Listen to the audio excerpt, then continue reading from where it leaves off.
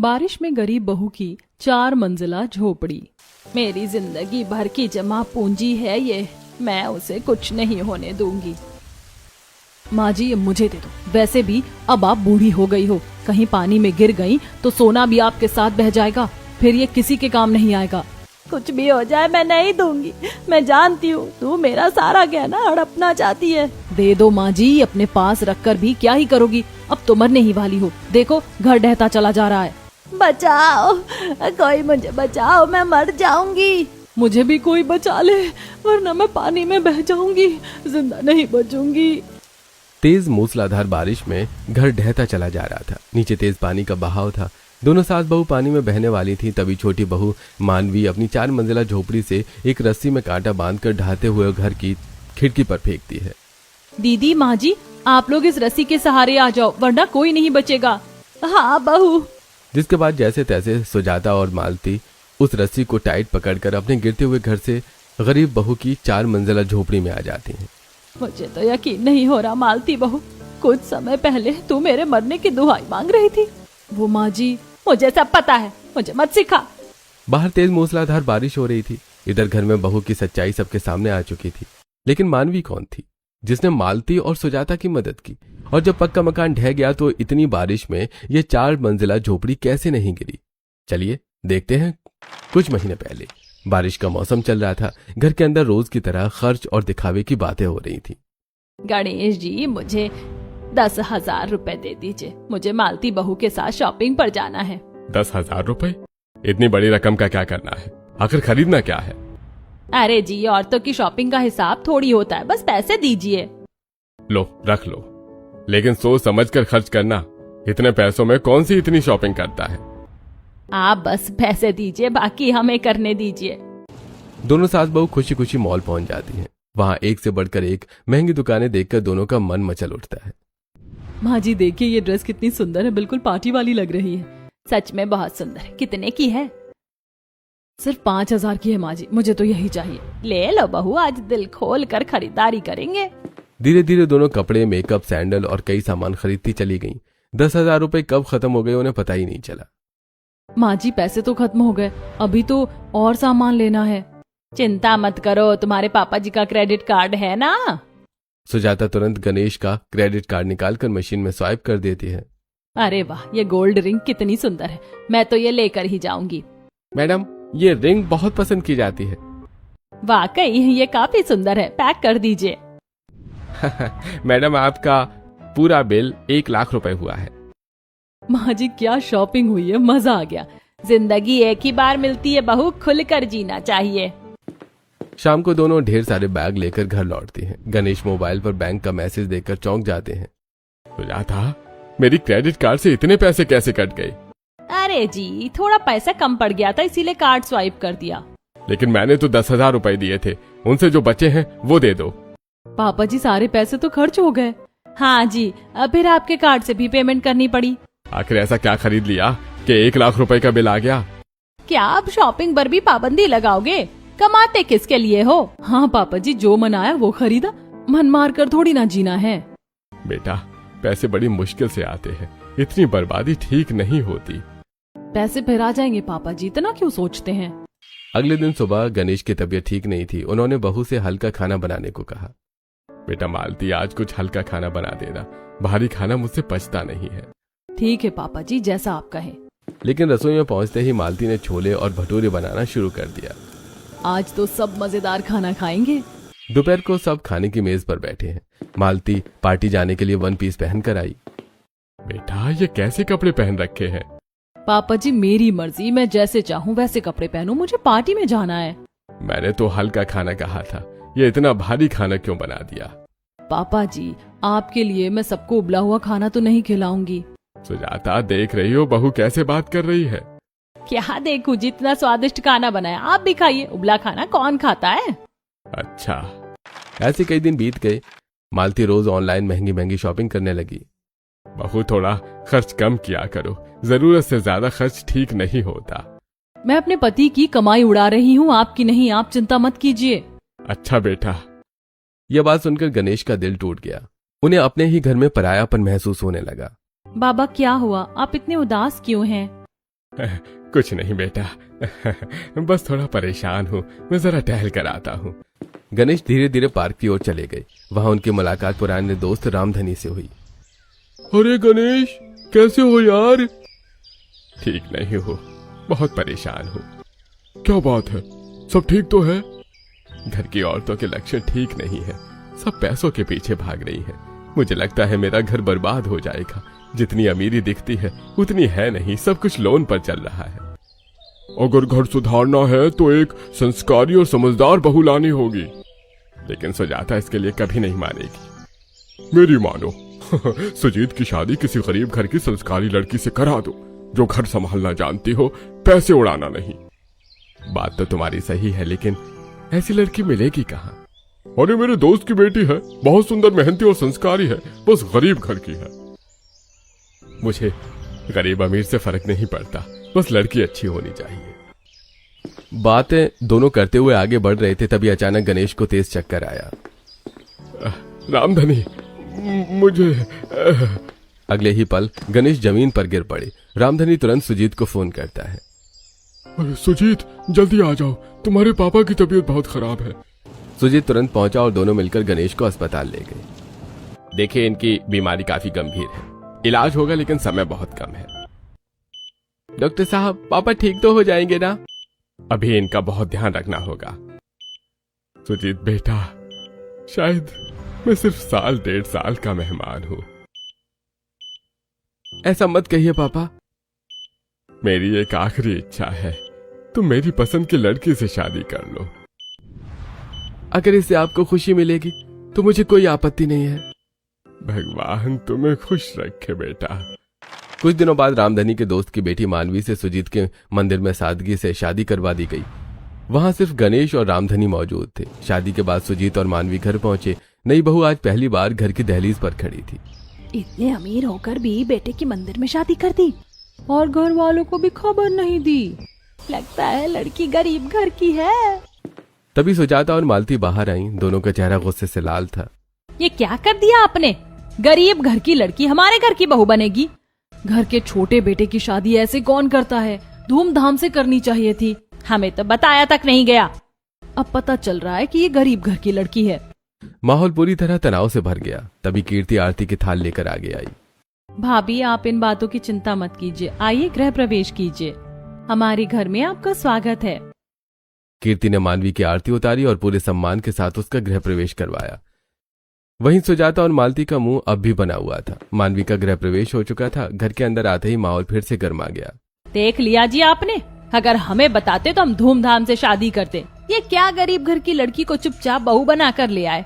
बिल्कुल माँ जी, आखिर हमारे घर की इज्जत भी कोई चीज है। लोग क्या कहेंगे कि इतने बड़े घर में गरीब बहू आई है। गरीब घर की लड़कियां अच्छी नहीं होती, इन्हें सिर्फ घर पर बोझ बनना आता है। पता नहीं हमारे घर का क्या हाल करेगी। देवर की शादी ऐसे कौन करता है? रिश्तेदार भी नहीं बुलाए, बैंड बाजा भी नहीं हुआ, सारी खुशियां खत्म कर दी। सच कहूँ तो मुझे ये शादी बिल्कुल मंजूर नहीं है। मानवी सब कुछ चुपचाप सुन रही थी। माँ, अब जो हो गया उसे स्वीकार कर लीजिए। तुम चुप रहो, तुम्हें कुछ समझ नहीं है। अरे बस करो, अब जो होना था हो गया। अब कोई इस बात पर बहस नहीं करेगा। सब अपने अपने कमरे में जाओ। सब लोग चुपचाप अपने कमरे में चले गए। मानवी बिना कुछ बोले सब सुनती रही। अगली सुबह सूरज निकलने से पहले ही मानवी उठ गई। आज उसकी पहली रसोई थी। आज मैं अपने नए परिवार के लिए अपने हाथों से खाना बनाऊंगी। जैसे ही वो रसोई में पहुंची तभी सुजाता वहां आ गई। अरे बहू, ये यहाँ क्या कर रही हो? किसने कहा रसोई में आने को? माँ जी, आज मेरी पहली रसोई है, मैं सबके लिए खाना बनाना चाहती हूँ। मेरी रसोई में तुम्हारी कोई जगह नहीं है, यहाँ से चली जाओ। माँ जी, बस एक मौका दे दीजिए, अगर खाना अच्छा ना लगे तो फिर कभी रसोई में नहीं आऊंगी। जो करना है जल्दी करो। मानवी पूरे मन से खाना बनाने लगी। कुछ ही देर में पूरे घर में स्वादिष्ट खाने की खुशबू फैल गई। अरे आज तो पूरे घर में कितनी अच्छी खुशबू आ रही है। लगता है मानवी ने खाना बनाया है। कुछ देर बाद मानवी ने सारा खाना डाइनिंग टेबल पर सजा दिया। पापा जी, आइए, खाना तैयार है। वाह बेटा, क्या स्वाद है। इतने दिनों बाद इतना अच्छा खाना खाया है। सच में तुम्हारे हाथों में जादू है। मैंने कहा था ना पापा, मानवी बहुत अच्छी है। तभी सुजाता और मालती भी वहां आ गईं। चलिए देखते हैं गरीब घर की बहू ने क्या बनाया है। पता नहीं कैसा खाना होगा। दोनों ने जैसे ही खाना खाया दोनों कुछ पल के लिए चुप रह गईं। भाभी, इतना स्वादिष्ट खाना मैंने बहुत दिनों बाद खाया। आपके हाथों में तो सच में जादू है। कीर्ति अपनी उंगली की चांदी की अंगूठी निकालकर मानवी की ओर बढ़ा देती है। भाभी, ये मेरी तरफ से एक छोटा सा तोहफा। इससे ज्यादा देने लायक मैं नहीं हूँ। नहीं ननद जी, आपका प्यार ही मेरे लिए सबसे बड़ा तोहफा है। फिर भी इसे रख लीजिए, मुझे बहुत खुशी होगी। धन्यवाद ननद जी। ये सब देखकर सुजाता और मालती का चेहरा उतर गया। दोनों चुपचाप खाना खाकर वहां से चली गईं। कमरे में पहुंचते ही दोनों फिर से बातें करने लगीं। माँ जी, ये लड़की अगर ऐसे ही सबका दिल जीतती रही तो हमारी कोई इज्जत नहीं बचेगी। बिल्कुल, इसे सबक सिखाना ही पड़ेगा। आज से घर का सारा काम यही करेगी। हम इसे इतना परेशान करेंगे कि खुद ही घर छोड़कर चली जाएगी। उसी दिन से मानवी पर कामों का पहाड़ टूट पड़ा। बहू, पहले पूरे घर में झाड़ू लगाओ, उसके बाद पोछा भी करना, फिर सारे कपड़े धोना और खाना भी तुम ही बनाओगी। जी माँ जी। बाहर पड़ोस में भी तरह तरह की बातें होने लगीं। सुना है गरीब घर की बहू आई है, देखना ज्यादा दिन नहीं टिकेगी। ऐसे रिश्ते कभी अच्छे नहीं चलते। दिन बीतते गए, गणेश की तबीयत लगातार खराब रहने लगी। पापा जी, लीजिए, समय पर दवा खा लीजिए। भगवान तुम्हें हमेशा खुश रखे बेटा। आपकी सेवा करना मेरा फर्ज है। मानवी पूरे घर का काम करती, फिर गणेश की सेवा भी करती। उधर सुजाता और मालती रोज शॉपिंग में व्यस्त रहती। माँ जी, आज फिर मॉल चलते हैं। हाँ बहू, घर का काम करने के लिए तो मानवी है। कुछ महीनों बाद मानवी के माँ बनने की खबर पूरे घर में फैल गई। मानवी, मैं बहुत खुश हूँ। ये सब भगवान का आशीर्वाद है। अरे वाह, बड़ी जल्दी बच्चे की भी तैयारी कर ली। अभी तक मैं माँ नहीं बनी और ये पहले ही माँ बनने वाली है। जैसे इसे बच्चे की बहुत जल्दी थी। मालती के मन में जलन बढ़ती जा रही थी। अगर इसका बच्चा आ गया तो घर में इसकी इज्जत और बढ़ जाएगी। इसे किसी भी तरह घर से निकालना होगा। एक दिन मालती ने अपनी ही महंगी ड्रेस छिपा दी। माँ जी, मेरी महंगी ड्रेस गायब हो गई। क्या? कहाँ गई? मालती खुद ही कूड़ेदान के पास गई और वहां से वही ड्रेस निकाल लाई। देखिए, किसी ने मेरी ड्रेस कूड़ेदान में फेंक दी। जरूर ये काम मानवी ने किया होगा। माँ जी, मैंने ऐसा कुछ नहीं किया। झूठ मत बोलो, तुम्हें मेरी खुशी देखी नहीं जाती। कुछ दिनों बाद एक और साजिश रची गई। अरे, मेरी सोने की अंगूठी कहाँ गई? माँ जी, कहीं मानवी ने तो नहीं ली? अरे ओ मानवी, सच बता, मेरी रिंग कहाँ गई? माँ जी, मैंने आपकी अंगूठी को हाथ तक नहीं लगाया। गरीब घर की लड़की है, लालच आ ही जाता है। बिना सबूत किसी पर इल्जाम मत लगाओ। इसके बाद भी साजिशें रुकने का नाम नहीं ले रही थी। मानवी गर्भावस्था में भी पूरे घर का काम करती रही। बहू, जल्दी काम खत्म करो। पेट से है तो क्या हुआ, काम तो करना ही पड़ेगा। जी। समय बीतता गया। अब मानवी की डिलीवरी का समय आ गया। माँ, मानवी को आराम की जरूरत है। इतना नाटक मत करो, सब औरतें माँ बनती हैं। इसे ज्यादा सिर पर मत चढ़ाओ।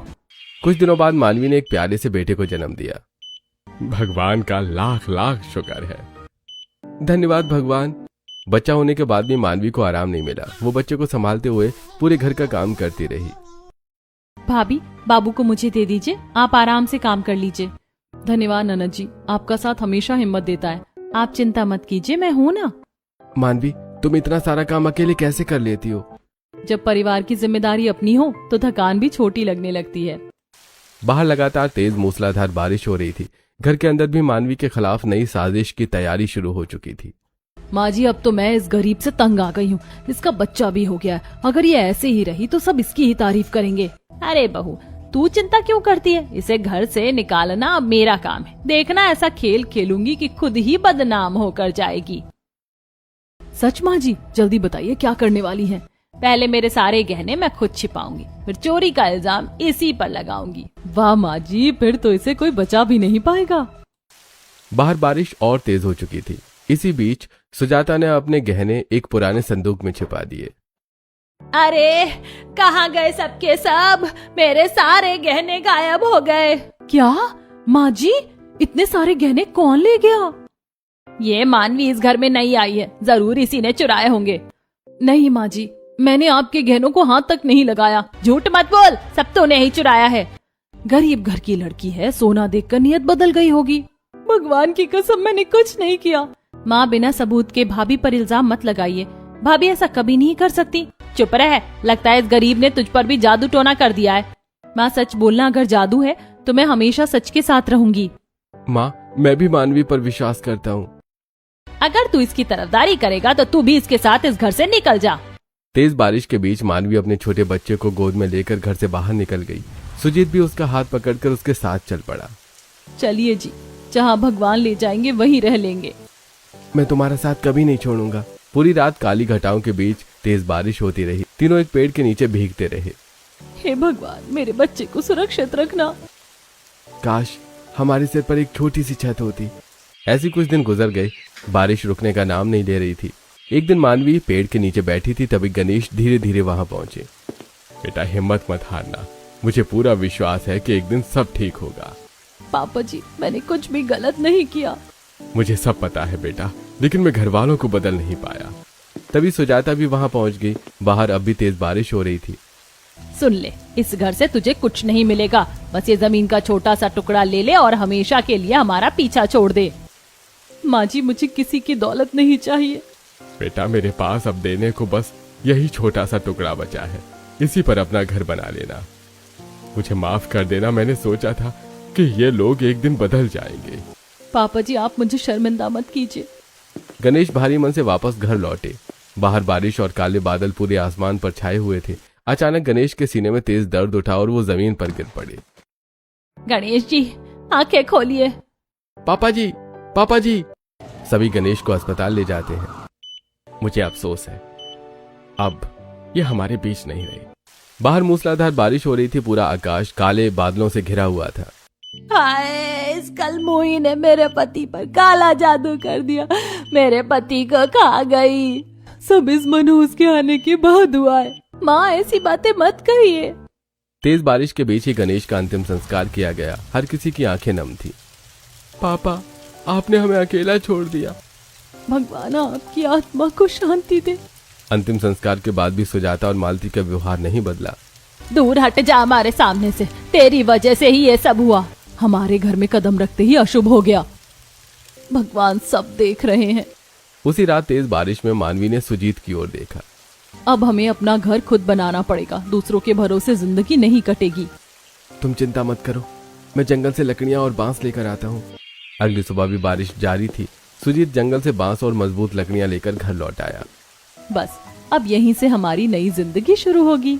मानवी ने सबसे पहले पेड़ की मजबूत डाल पर अपना दुपट्टा बांधा और उसमें झूले की तरह अपने बेटे को सुरक्षित सुला दिया। हमारा बेटा आराम से सो रहा है। अब जल्दी से घर बनाना होगा। दोनों ने सबसे पहले चारों तरफ मोटे बांस गाड़े, फिर उन्हें मजबूत रस्सियों से कसकर बांध दिया। अगर खंबे मजबूत होंगे तो घर कभी नहीं गिरेगा। मैं हर बांस को जमीन में और गहराई तक गाड़ देता हूँ। सबसे पहले जमीन पर घास फूस और लकड़ियों से बनी पहली झोपड़ी बनाई गई। फिर उसके ऊपर बांस का मजबूत फर्श तैयार किया गया। अब पहली मंजिल तैयार है। अरे चलो, अब दूसरी मंजिल बनाते हैं। दूसरी मंजिल पर फिर से मोटे बांस के पिलर लगाए गए। चारों तरफ लकड़ियां बांधी गई और ऊपर घास की छत बना दी गई। अब बारिश का पानी अंदर नहीं आएगा। धीरे धीरे तीसरी मंजिल भी तैयार हो गई। हर मंजिल के बीच मजबूत बांस के पिलर लगाए गए ताकि पूरा ढांचा मजबूती से खड़ा रहे। अब ये पहले से भी ज्यादा मजबूत हो गया। आखिर में चौथी मंजिल बनाई गई। ऊपर मोटी तालपत्री, घास और बांस की जाली लगाई गई ताकि तेज बारिश और हवा का असर न हो। देखिए जी, हमारी 4 मंजिला झोपड़ी तैयार हो गई। मेहनत से बना घर सबसे मजबूत होता है।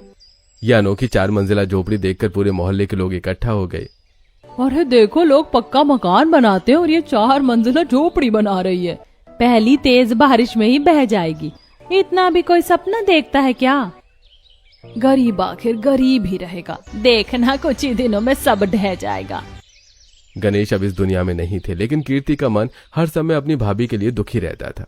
भाभी, आप चिंता मत कीजिए। एक दिन माँ और बड़ी भाभी अपने किए पर जरूर पछताएंगी। भगवान सबका भला करे ननद जी। इधर सुजाता और मालती रोज अच्छे अच्छे पकवान बनाती, शॉपिंग करती और घूमती फिरती रहती।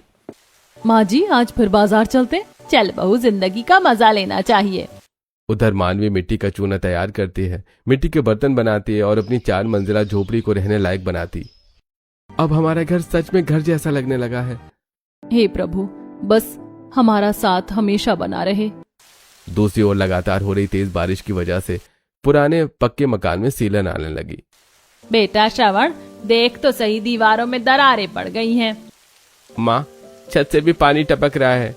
जल्दी घर की मरम्मत करवानी होगी। माँ अब मरम्मत कैसे कराऊं? जितने पैसे थे आप और मालती शॉपिंग में खर्च कर चुके हो। अब घर ठीक कराने के लिए हमारे पास 1 रुपया भी नहीं बचा है। बाहर लगातार तेज मूसलाधार बारिश हो रही थी। पुराने मकान की हालत हर दिन बिगड़ रही थी, जबकि दूर खड़ी मानवी की 4 मंजिला झोपड़ी मजबूती से बारिश का सामना कर रही थी। पूरे इलाके में करीब 5 फीट तक पानी भर गया था और लोगों का घरों से निकलना भी मुश्किल हो गया था। अरे राम, इतनी बारिश तो मैंने जिंदगी में कभी नहीं देखी। माँ, बाहर पूरा मोहल्ला पानी में डूब गया है, कोई भी बाहर नहीं निकल पा रहा है। भगवान बस हमारा घर बचा लेना। दूसरी तरफ मानवी की 4 मंजिला झोपड़ी मजबूती से खड़ी थी।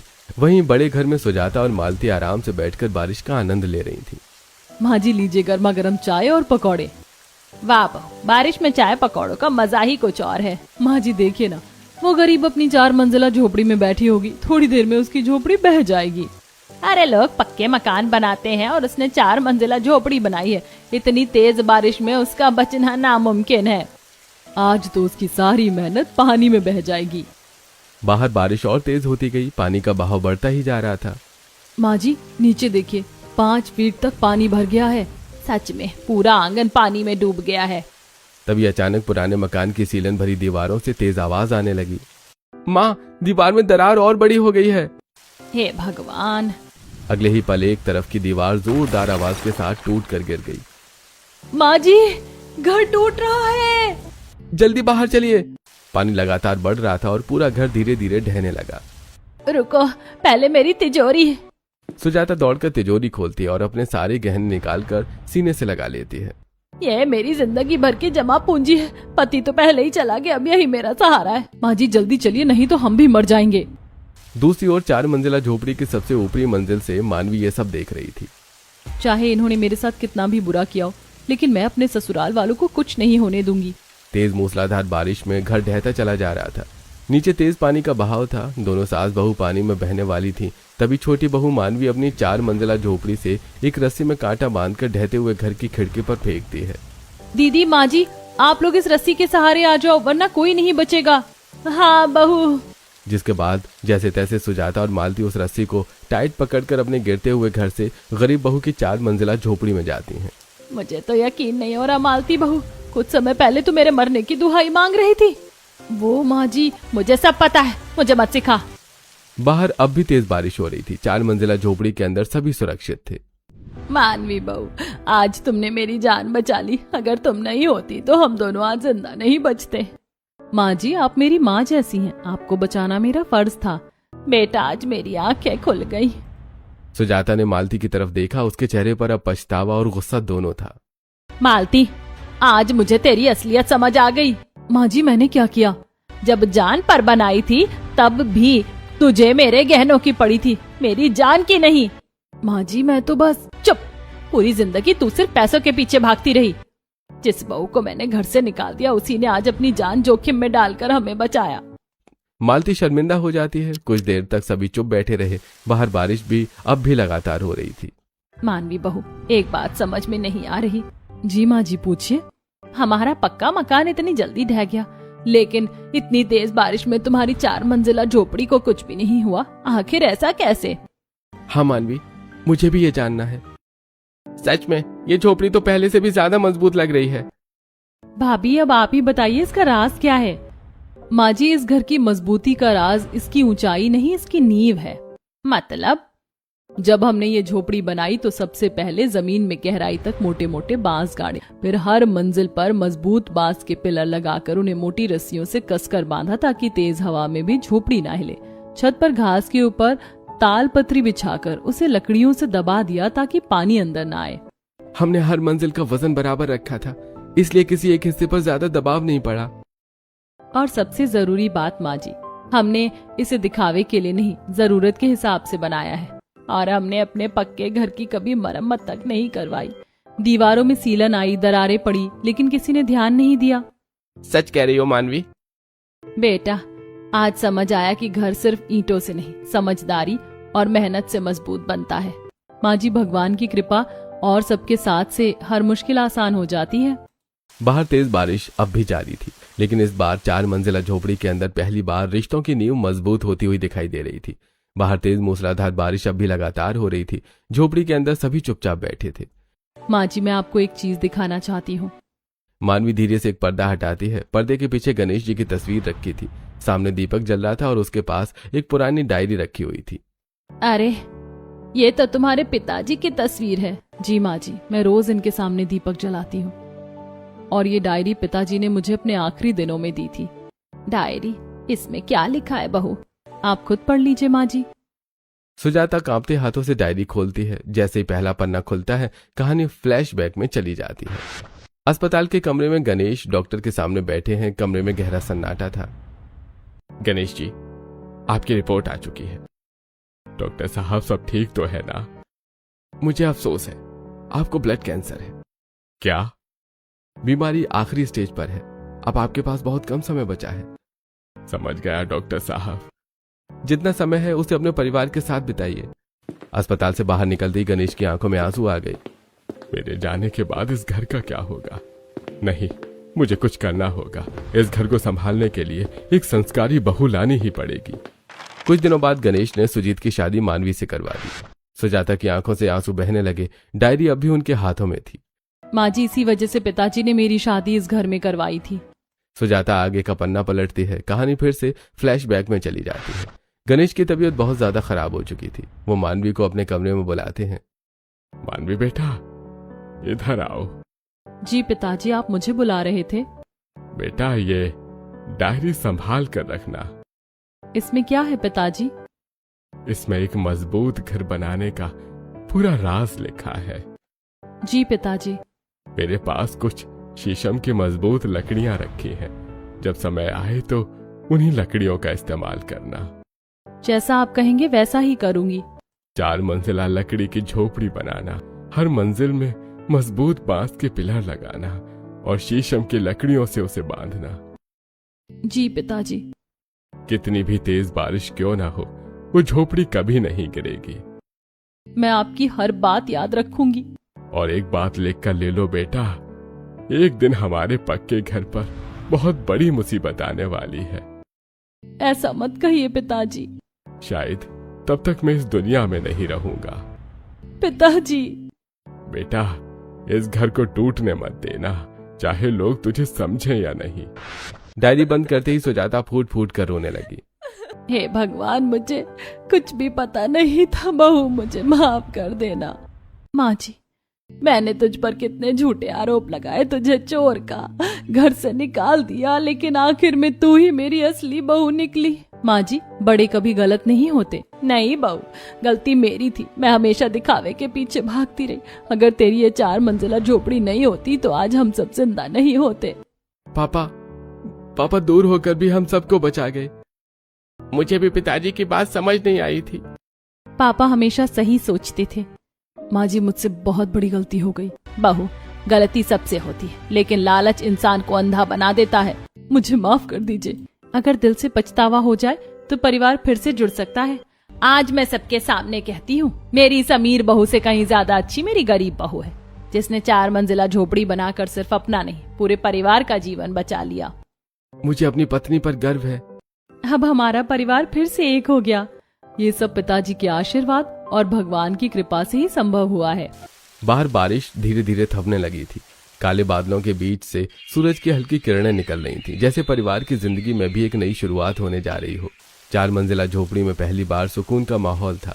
हल्का बारिश हो रही थी बाहर और अंदर रिश्ते फिर से जुड़ रहे थे। मालती, तेरे जैसी निर्लज्ज औरत मैंने जिंदगी में नहीं देखी। तूने पैसों के लिए मुझे भी अपना नहीं माना। जब मेरी जान पर बनाई तब भी तुझे सिर्फ गहनों की चिंता थी।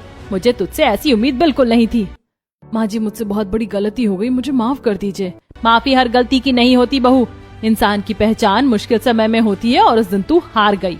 ये सुनकर मालती की आंखों से आंसू बहने लगे। दूसरी ओर सुजाता ने मानवी के बेटे को अपनी गोद में उठा लिया। आजा मेरे लाल, अब तू ही मेरा सहारा है।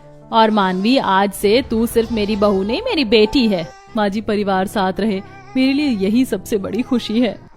4 मंजिला झोपड़ी में पूरा परिवार प्यार से रहने लगा। बाहर बारिश होती रही, लेकिन अब उस झोपड़ी के साथ साथ रिश्तों की नींव भी पहले से ज्यादा मजबूत हो चुकी थी। घर को मजबूत ईंटें नहीं, संस्कार और मुश्किल समय में निभाया गया साथ बनाता है। क्या आप भी ऐसा मानते हैं? अपनी राय कमेंट में जरूर बताइए।